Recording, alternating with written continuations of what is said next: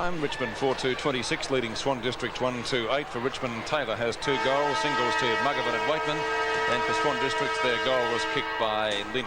And a reminder, Saturday's match at the MCG between, or is it the MCG between North Melbourne and Essendon, not at Arden Street.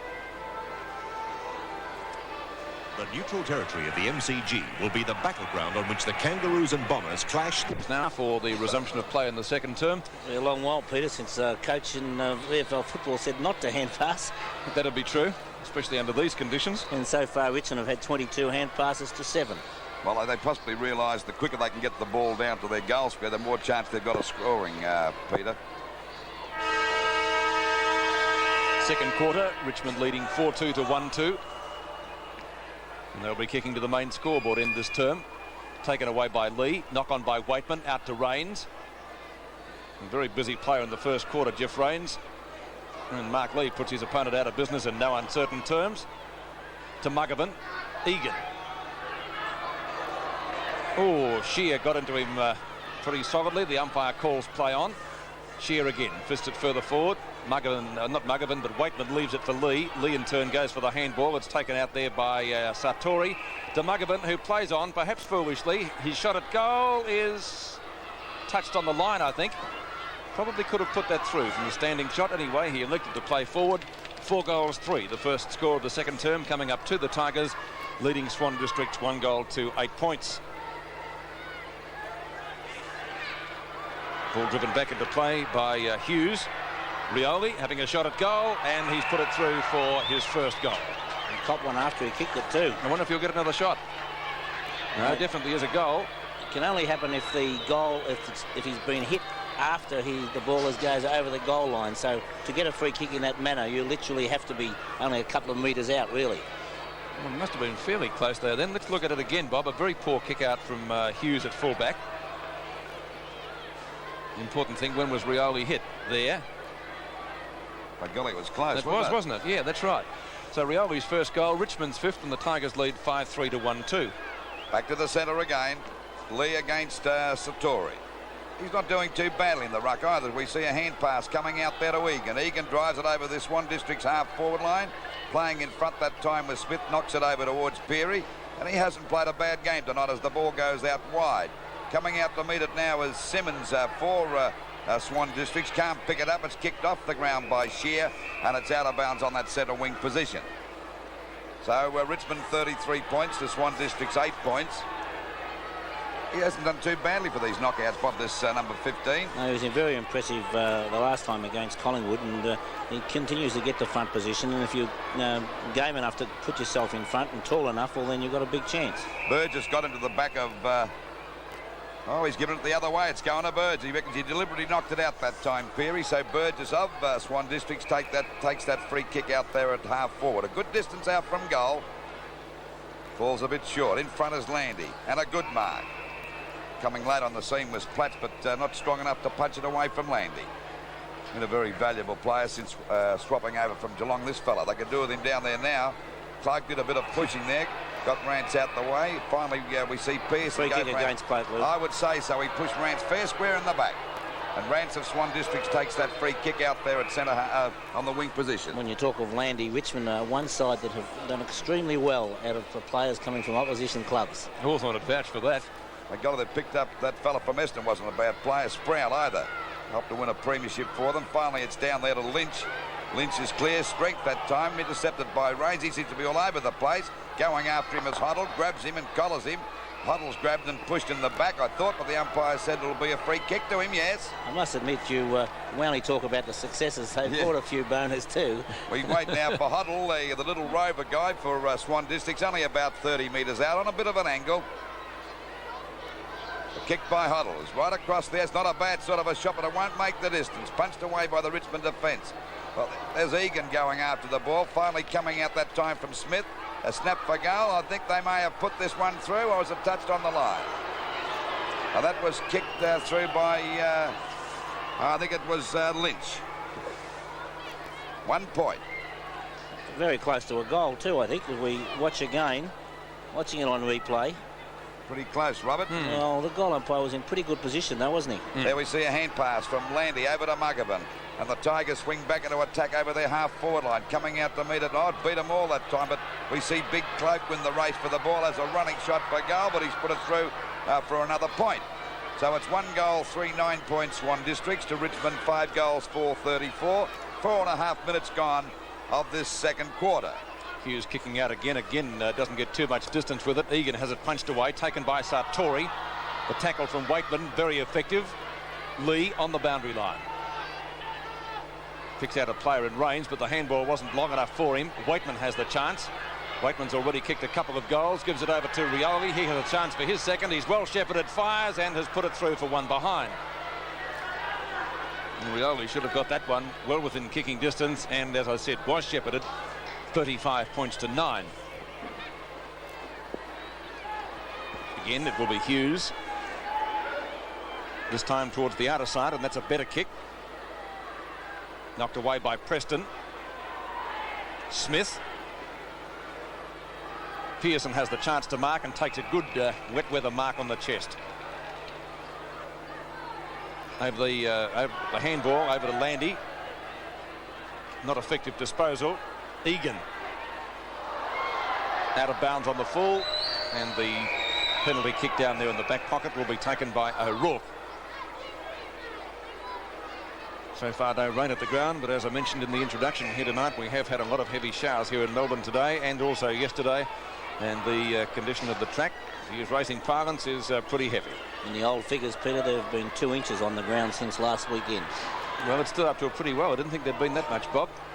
Waitman getting a push in the back, and he'll take the free kick. Short pass. Muggerman. He's been playing very well tonight. Good to see him back in the Tigers senior lineup. And as Lou correctly pointed out, after a serious illness earlier in the year, formerly from Fitzroy. Noel Muggerman hasn't had too much luck with the Tigers. Let's hope it's all good from here on in. He's about 40 metres out from goal. And drifting away slightly, through for another behind to Richmond, taking their total to 5 goals, 6, 36 points, leading Swan Districts 1 goal, 3-9, second quarter. And we're 6.5 minutes into that second quarter. Fellow that's impressed me tonight, you mentioned, Bob, that the conditions certainly would suit him, but Pearson's played a pretty good game. Yes, Pearson's a real goer. He's a desperate player who puts his body behind the ball, plenty of courage, and in these circumstances I'd be surprised if Pearson's not a very effective player. There's Lee going right through now. It's a bad hand pass. Oh, good play by Albie Smith that time. Back there to Burgess, taps it on. Finally a chance there for Lynch. He missed it. Good play on the part of Peary. Gets a hand pass out to Lynch. Not Lynch, Land. He got one in the back. Kane's there trying to get the ball out. Finally it comes out to Lynch again. He's certainly collared by about 4 of them that time. There's nice scientific football for you. Tell you what, it looks like the Great Wall of Eton there, where they're all pushing and shoving there. And the umpire's going to ball it up on the centre wing position. Finally pushed out again. Coming in to meet it is Kane. Kane's kick is over that half-forward line. Oh, Muggerman dropped an easy one. Finally, it's pushed back by Taylor. Now Muggerman's got it. A hand pass to Rains. Not a good one. Rains have got one on the back. The umpire said play. As Cloak knocks out to Rains again. A hand pass coming over this time to Brewer. Brewer to an open goal and fires, and he's put it through for 1 point. So it's 5 goals, 7-37 Richmond to Swan Districts 139 points. Just on the 8-minute mark of this second quarter. Of course, this is the final quarter-final. Pearson couldn't mark that, but backs up pretty well. He's no doubt the best player on the ground as he gives a hand pass over to Preston. A long kick at goal by the ex-Geelong player, and it's 1 point again. So they're certainly bombarding the goals, but they're off target. They're 5 goals, 8-38 Richmond. The Swan Districts 1 goal, 3-9 points. We said Pearson was doing a good job, though. I thought Rains has been one of the most busy players on the field as well. Muggerman getting quite a few possessions too in the second quarter. Can't do much with that one. Trying to get it out to Egan, not successful in executing that manoeuvre, and the umpire has decided to ball it up. Cloak trying to find Egan, in turn tapping it onto Waitman, and gets ridden into the ground by Albie Smith, and it will be a free kick to Dale Waitman. Waitman at the forward pocket. The call from the umpire is play on. Stone in the road for Swan Districts, couldn't complete the mark. Taps it out, trying to find a rover. And the rover for Richmond is Egan. He has a snapshot of goal. That's not a bad sort of a kick either, and he's put it through for 4 points. Egan bringing up his first goal for Richmond, and they lead 44 points to 9 in the fourth quarter final. The winner to play the Swans here on July the 6th. Mark Lee and Stone. It's won by Stone. Preston again going through very solidly. Tell you what they could do with him down Geelong with that sort of play at the moment, Peter. They certainly could, Lou. I don't think they'd argue with that one. Cloak off the ground. We're just a little bit too late on the scene. It's through. No, it's not. It's out of bounds. And it will be a boundary throw-in in the forward pocket once the ball is retrieved from the gutter. Well, some hardy Richmond supporters out there tonight. Another bleak evening in Melbourne. Not as bad as last night, though. Stone and Cloak. Rioli went through, missed the ball.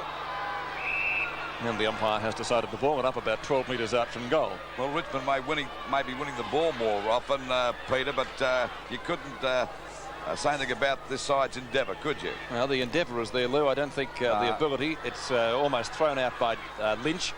And the ball driven up towards the half-back line now. Egan for Richmond doesn't get a favourable bounce. It's knocked on by Lee. Out of bounds is the call. And it will be thrown in left half forward for the Tigers. And the big question will be whether they can maintain this endeavour and enthusiasm, because you wouldn't expect that they'd be anywhere near as fit as Richmond, Lou. I don't think so. Stone and Lee. Good body work by Stone. Can't tap it out. There's Davis with a knock on. Out it comes to Mike Smith. And knocked further forward by Shear. Burgess, Shepherd's well, almost taken away by Lynch. He's gone for a handball, intercepting is Pirri. Pirri goes for the hand pass to Lee. Lee onto Preston, having a very good second quarter. He could go from there. Beautiful kick by Preston, but off target. And the mark almost affected in the on the goal line, but it is through for one behind to the Tigers, 6-9 to 1-3. 11.5 minutes gone of the second quarter. Ball back into play again. Out there towards that half-back line. Going after it is Preston again. Rance is after him there. Got one in the back. But the umpire still called play on. And it'll be a throw-in from that Richmond half-forward line, about 70 metres around from their goal. At the back there is Rance going for the knockout. Finally picked up by Richmond again as it's driven up there towards Stone. Stones couldn't mark that one. Finally, we see Swan Districts driving their way through O'Rourke. But a good mark taken at centre field by Burgess. This is Burgess kicking the ball wide out towards that half-forward line. But once again, it's Rains. Played on. The umpire called play on again, rightly so. Finally, it's tapped on again by Burgess. There's a chance now for the little fella Hoddle to go for a kick up there towards the full forward position. Down goes Sutton. Pouncing on top of him is done there. He had no hope of getting clear. Hoddle comes out of the back again. A long hand pass. Punched away by Richmond's Egan, and again by Hutton down towards that full forward position. But backing up well is just about Richmond's best player is Pearson. Goes for a wide kick out there, and the big fellas mark the ball, run into trouble, but gets it out to Andy Preston. He'll show a ton of pace and a ton of determination as the ball goes back there with a beautiful pass over there to Waitman, running to an open goal now. He'll go for a hand pass over to Markman in a bit of trouble. Cop one there from O'Rourke, and down he went. Going after it now is Ware, taps it back there looking for Lynch. His head was nearly taken off that time by little Waitman. Goes for a pass, it'll be all right, and Cloak's got it right in front of goal, only about 15 metres out. Well, they made hard work of it, the Tigers, but they had the ball on a string that time. So I think Muggerman had the ball through the goals before he actually gained possession. Over anxious, so a chance now for Cloak to kick his first goal. And of course the Tigers 7th. So the Tigers now move on to 7 goals 9.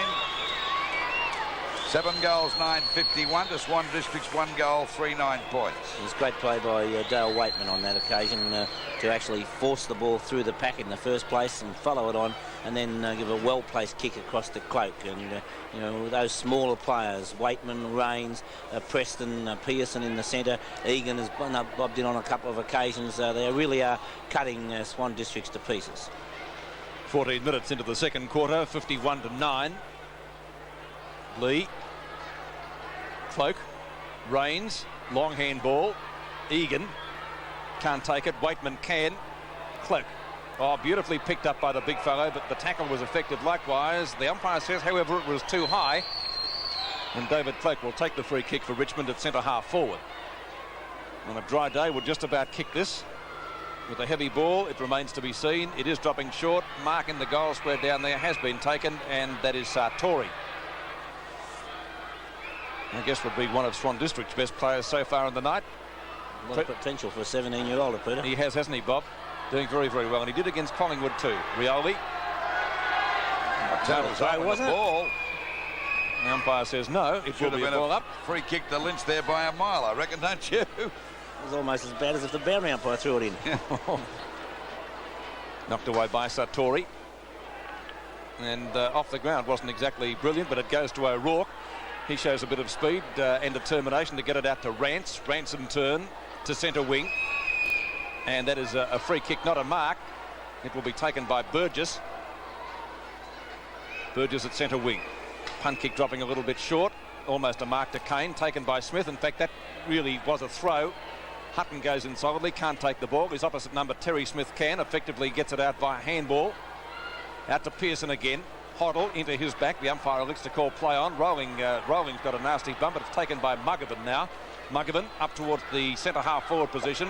Rowley a little bit late on the scene, and the ball is cleared for Swan Districts back towards the wing position. And the mark has been played out there to, that's Platts, I think. Platts on centre wing. Short pass, knocked on by Burgess, not too far. A Richmond ball, Mark Lee, centre field. Well tackled by Hutton. Muggervan again, oh, beautifully done from Noel Muggervan. Up towards half forward, Rioli is there, can't take the ball. Cloak likewise and well tackled. And the umpire says holding the ball, and it will be a free kick to Swan Districts to be taken by Davis. Davis to take that free kick out centre half back, kicks the ball back there towards Hutton. Just about marked that he'll get a free kick. So Hutton takes the free kick at centre field. And you won't mistake Hutton with those red boots on for sure. One of the worst things you can do if you're playing a crook game, I'll tell you that now. Ball punched away by Rollings. Kicked off the ground by Simmons. Finally gets over there to Lynch it is. Lynch gets a hand pass back. They swamp on top of the players here. No one can make any headway. Kicking the ball off the ground was Landy, but the umpire will ball it up about 40 metres out from the Swan Districts goal. They're 1 goal, 3 to Richmond, 7-9. Stone in front, punched out by Lee again. There we see Waitman streaking. Oh, down he goes. They collared him that time too high against Shear. And the umpire called play out. He's having a bit of trouble getting clear, and the umpire said dropping the ball now. Well, I think Waitman was a bit confused too. Yeah, he did play on though. Yes, he did play on. Shear. His kick falls a bit short in front as Dunn, and Dunn takes a good mark. And by golly, this fella's improved with every game since he started with Richmond. Hardly see Emmett Dunn play a bad game.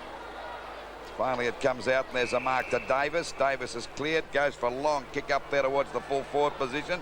Punched away from Stone. Coming out to meet it is Smith. Finally it's Kane getting a hand pass over, and the ball driven up there by Sartori.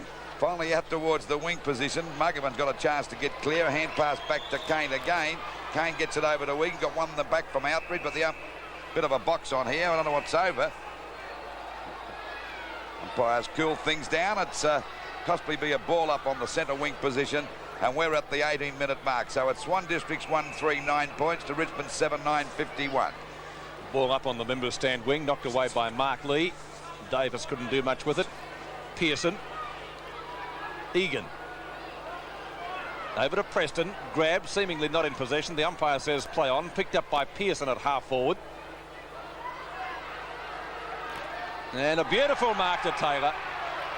Brian Taylor has kicked 2 goals for Richmond so far. They came up in the first quarter, and the league's leading goal kicker has a chance to bring up his 3rd in the closing stages of the 2nd term.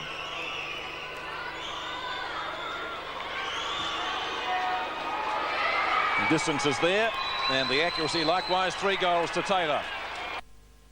Very close to half-time, 57 points to 9. Richmond lead. They could be leading by a little bit more if Waitman can pick this up cleanly. He can't. Shear going in very solidly. Not Shear, it was Egan. Now Waitman has it. Ware trying to nail him on the boundary line. Not successful. Muggervan, 15 metres out from goal, has put it through for another one to Richmond. 2 goals to Noel Muggervan, playing very good football for the Tigers, and just on the half-time siren, it's 9-9, 63 to 139.